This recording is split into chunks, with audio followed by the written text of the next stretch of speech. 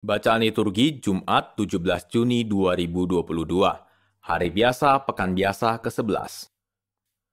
Bacaan dari kitab kedua Raja-Raja.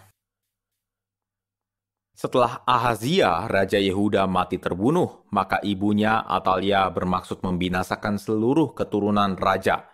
Tetapi Yoseba, anak perempuan Raja Yoram, saudari Ahazia, mengambil Yoas, putra Ahazia, dan menculik dia dari tengah-tengah putra-putra raja yang hendak dibunuh itu. Yoas dimasukkannya bersama inang penyusunya ke dalam gudang tempat tidur, dan disembunyikannya terhadap Atalia sehingga tidak ikut dibunuh.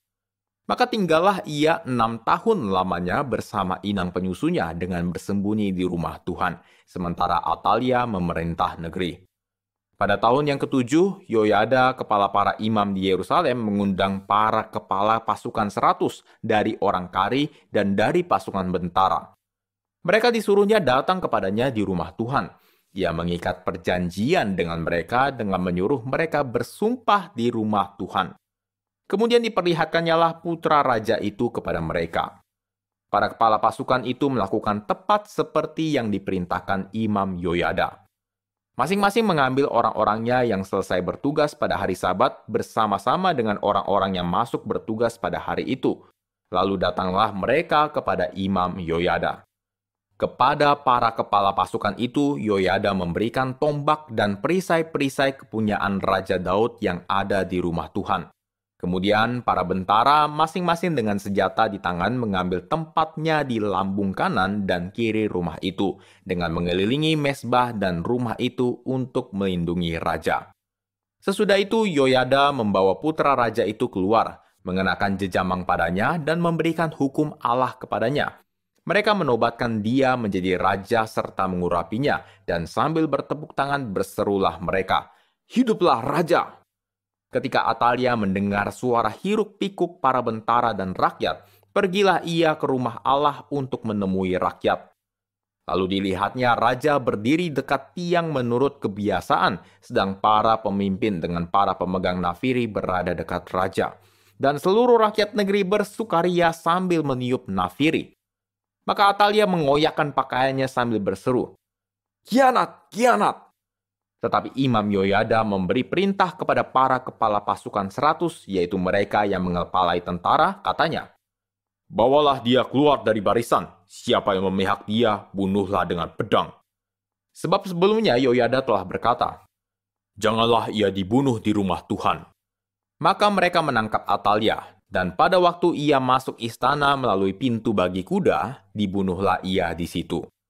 Kemudian Yoyada mengikat perjanjian antara Tuhan dengan raja dan rakyat, bahwa mereka menjadi umat Tuhan, juga antara raja dengan rakyat. Sesudah itu masuklah seluruh rakyat ke rumah Baal, lalu merobohkannya. Mereka menghancurkan mezbah-mezbah dan patung-patung, serta membunuh Matan, imam Baal, di depan mezbah-mezbah itu.